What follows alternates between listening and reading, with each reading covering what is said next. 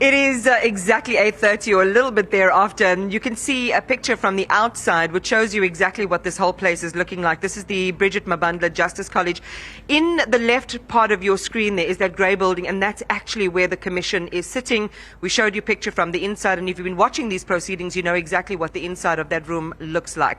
All right, that's where the commissioners are going to be sitting. They're listening and presiding over all of this evidence that's being led, and the evidence leaders will be sitting to the right of where you see those three chairs. Let's bring it back to our studio here at the bottom, and my guests this half hour are Ben Theron, who is the director of Whistleblower House, and being with us all along, of course, is Jeremy Vieri, who is retired SAPS Major General. Let's get straight into the conversation. Ben, and I want to kick off with you. Thank you for being with us this morning. Why is this the most dangerous commission we've ever had in South Africa? There are only two arms in government that get allocated arms, and that is the SAPS, South African Police Service, and the Defence Force. Both of those arms have been identified and will be scrutinized in the process in the next few months. Those arms have been, the accusation have been made in the past over the last few years, is that the police, and you remember in the Western Cape specifically, police arms were given to gangsters. That's why the gang problem in the Western Cape can't be addressed, because police are involved in allocating arms there. The general came forward and said that the problems are in the police, in the judiciary, etc. He is surrounded with people that he accused. So you expect somebody to trust his colleagues to ensure his safety. That's very dangerous. Now that is the general. Can you imagine the normal witnesses that will come forward in the next few months? They need absolute protection. I mean, we've talked about the security issue, and these are issues that the Commission is dealing with in making sure that the environment is safe and allows people to come forward. I mean, you work with whistleblowers who've paid dearly, both in terms of their livelihoods, but also with their very lives, which is what gave birth really to Whistleblower House. Talk to us about the other aspects of care that need to be applied here, given, as you say, that we're in an environment of very low trust. Who do we trust? And information that is going to expose people that are still active in our police service and our enforcement complex. I can only talk in general terms because I'm not involved in the Commission security setup. What I do appreciate is when the Minister of Justice, when they asked her the question about whistleblowers, she said they will not discuss the finance and they will not discuss the details. That is absolutely critical. What whistleblowers need, what witnesses need in this area is, number one, and I'm looking at the Zondo Commission process to make people understand, is that the person that comes forward need help in developing the affidavit before they sit down. You will look at General Mkhwanazi at the moment, and he reads documents. Those documents are painstakingly prepared because it will be cross-questioned, it will be questioned by people that is accusing, and any error there, dates, names, places, must be very accurate. So you need legal help for that. We are hoping people get help before they arrive in the Commission. Secondly, they've got to make sure that they are safe, both them and their families, because it is very easy for people to just to give a call to Ben and say, we know where your children are at school. Do you really want to go to the Commission today? That is important. Thirdly, the stress. People suffer from stress in South Africa generally. And it's important to understand the next few months, anybody coming to the Commission will suffer from that because they don't know what to expect in front of the Commission. This is not things that people do every day. This is something extraordinary. So they've got to prepare themselves legally, but also mentally. The issue of trust keeps coming up. They've got to trust the process. They've got to trust that they will be kept safe. They have to trust that what they are sharing also will reach the right hands. We'll talk about recommendations of this commission a little bit later on. Jeremy, again, just in terms of the covert collection of evidence or information amongst our crime intelligence officials, law enforcement, what the evidence that will be heard in camera, not all of us, in other words, the picture that South Africans are going to have might have a few redacted moments, so to speak, and I'm just using that for, expediency. The Commission will have to make a determination on how much they share with the public based on the protected disclosures that are given here. Okay, I think the first thing is, in terms of the process, we will have to be patient with not hearing what is happening in camera. South Africans, because unfortunately, because covert collection was involved in the acquisition of the information that the counterintelligence investigation is going to reveal here, we must trust the process. We must trust the officials sitting up in front of that. It will be weighed professionally in terms of its cogency in whatever findings are made at the end of the day. So we don't have a choice here. We just have to trust this process with all its imperfections that we observed. We have to trust Justice Madlanga out there, and that he will weigh and look at the cogency of what we don't know and will not know in the end. So it's an act of faith that is expected of us. But your Whistleblower House is born out of the distrust that the public has with people that are supposed to be accountable, people that are supposed to do their work in the light and not in the dark. And we're asking them to suspend all of the suspicion that we already have about officials who are in charge, and trust this process. How do you navigate that world, Ben? It takes huge courage for people to come forward. Can you imagine the general standing up on a Sunday afternoon and speaking to South Africa about rot that has been going on for years, where everybody suspects these things, nobody knew exactly how deep it is. We are hoping, and let me just share something up front. We all say that this is a 6-month process. This cannot be a 6-month process. My estimate is a minimum of 2 years. Minimum, not because if you look at what happened to the Zondo Commission, it was a 4-year process. You've got, and there are 3 different sections. General Mkhwanazi now will do this. Then there will be rebuttals. And that rebuttals will then cause other rebuttals and other information come forward. So it's a ball of string that you have to tease out continuously. And the idea is to get to the bottom, the kernel right at the bottom. And you can only do that painstakingly. So was this timeline naive? 3-month interim report, we should be, wrapping up in about 6 months or so. Was this naive, Ben? Remember Tuli Madonsela standing up and saying this should be done, and then the president appointed at the time Judge Zondo. They thought that was a 3 to 6 month process, 4 years down the line. I'm saying a minimum of 2 years, and we've got to prepare. Now, how does that impact on the individuals standing in front here giving testimony? For the next 2 to 3 years, their lives are in limbo. Let's pick up on that with you, Jeremy, around the recommendations, and you might have a comment on the duration as well. But where do the recommendations go? I think that was a concern that you had. You see, you cannot, especially if you're making disciplinary, you're recommending disciplinary steps. The problem is if you send it back to the very same institution that you were making findings on at the end of the day in whatever judgment. Now, however, there is a solution that can be explored and considered. We are all public servants in those 9 institutions that are part of the scope. But there is a body outside of that can look at our performance and look at what we did from a public service perspective, and that is the Public Service Commission.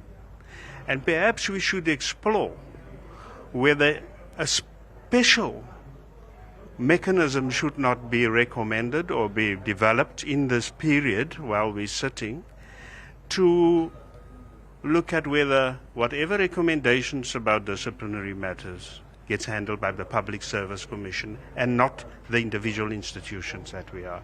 It is possible. It is possible. Capacity? Then those that capacity, if you want to do justice to that part of this process, that capacity has to be created.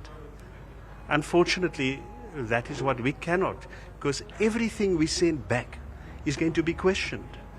And remember, the commission ends after the recommendations. Who's going to come back to test the integrity of the outcomes of a disciplinary investigation that goes back to correctional services and police?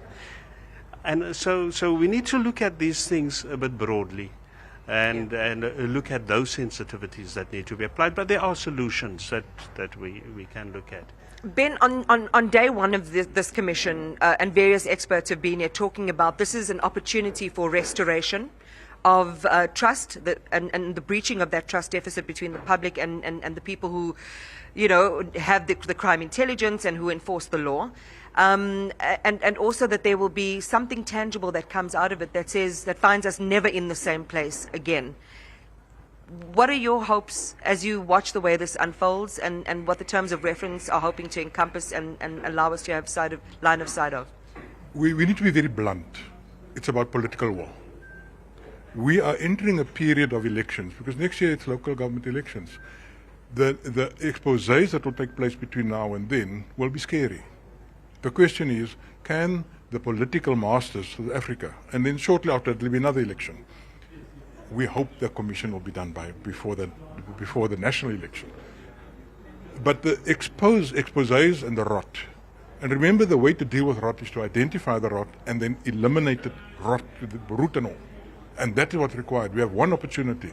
And if we squander this opportunity the way the Zondo Commission was squandered, I don't think we have a way, we can't see the light anymore after that. Aren't we too far gone? I mean, not to be cynical and to give this process a chance, but everything that we're hearing, and I know you were hesitant, Jeremy, about using the word the police service being factionalized, but it seems to be a theme that's come up again and again, of people who are working side by side, who have access to everything, essentially, who are working against each other. Let us understand one thing. If you are a police officer like I was involved in leading this investigation of the guns to gangs and the arrest of Prinsloo. It happened under my office in General Jacobs. Look at the method we had to use. We maintained secrecy of an investigation. We didn't report to our superiors. For a period of 3 years we conducted this until we were ready for an arrest. Secretly, even within the NPA, working with a single leading NPA prosecutor who did not share that with other prosecutors. Now, it might look factional to you, but if we're dealing with corruption at the scale suggested, then that is what is required. We need, until we can prove, a general we're supposed to in the line function normally report to is not implicated in any of the things we are investigating. Our professional practice is to remain silent until we have a slam dunk matter. That is sound management. It might appeer factional, it might be, but we cannot just share in our particular case. Add on to this is that everybody who will appear here, I can guarantee you one thing, is they will be besmirched and accusations made against them because people will want to eliminate their credibility. They want to break them, etc. So it's important that we in fact allow people, we should allow people to go through. But we should also be very careful that people are not tainted in the process, because you will find accusations, and the accusation started against Mkhwanazi. Yesterday he made a statement about the two politicians.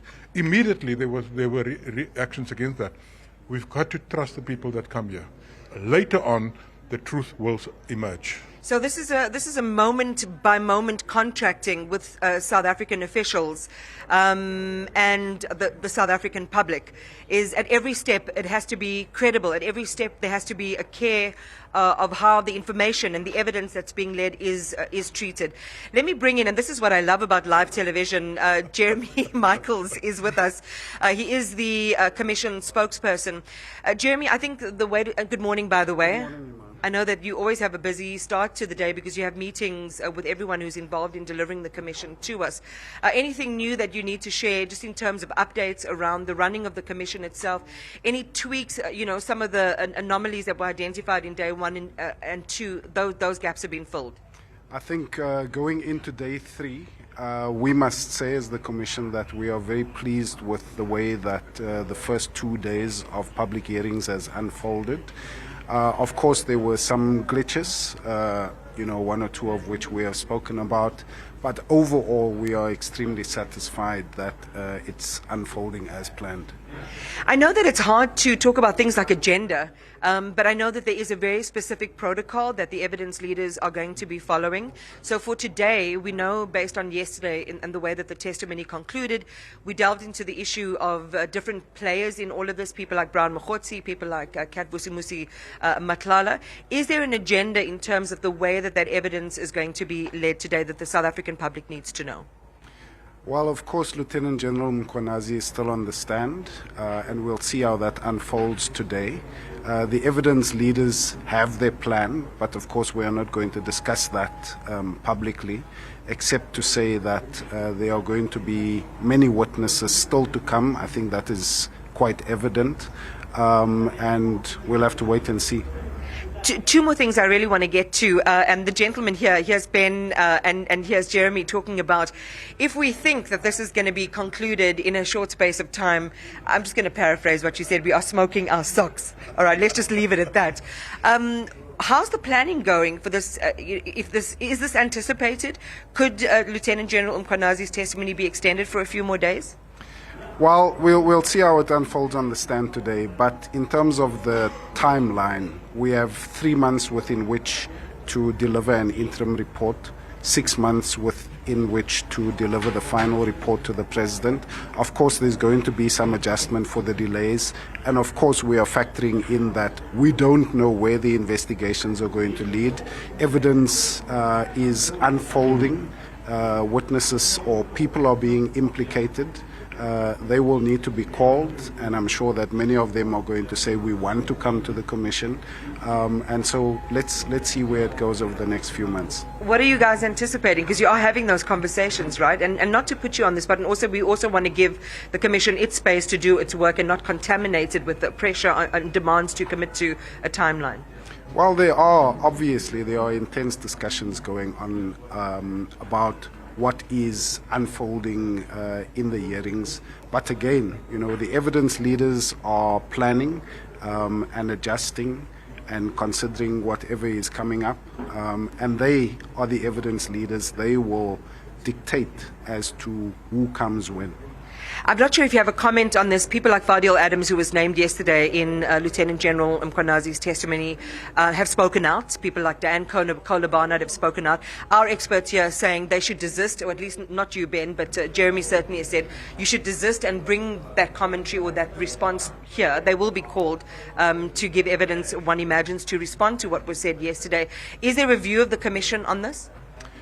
Look, this is the Commission's space, yeah. We can't dictate to anyone what they do outside of this space, and so that is our approach. Obviously people are going to have views on what is said. We can't control what they say. As far as we are concerned, the Commission's hearings are unfolding, and of course, as we have discussed, most of it will likely be public. Some of it will be in camera without visuals, muffled audio, and a portion of it, due to the sensitive information, will be completely in camera, out of the view, and no audio for the public. But our priority is to ensure that the Commission's proceedings unfold as planned by the evidence leaders. Ben, I'll give the final word to you. So you've heard what Jeremy said there, particularly around in-camera witnesses. I mean, you know the space better than anyone because you've dealt with people's lives and their stories. Are you happy that every provision has been made? I don't know the details, so I can't comment on the details. My concern is there are two processes going on. The one is the Commission and the other one is the parliamentary process. And the same individuals will probably be pulled both sides. How do you cover a hearing in Cape Town and a hearing in Pretoria for security and safety purposes? How do you ensure that the individual that's in camera here is not exposed on the other side? So that coordination is critical, and I don't want to comment on the details behind that. And whenever I find out, I still have to be quiet about it. I can't comment on it. But the reality is people's lives are at stake. This is dangerous, and we need to ensure that they are secure.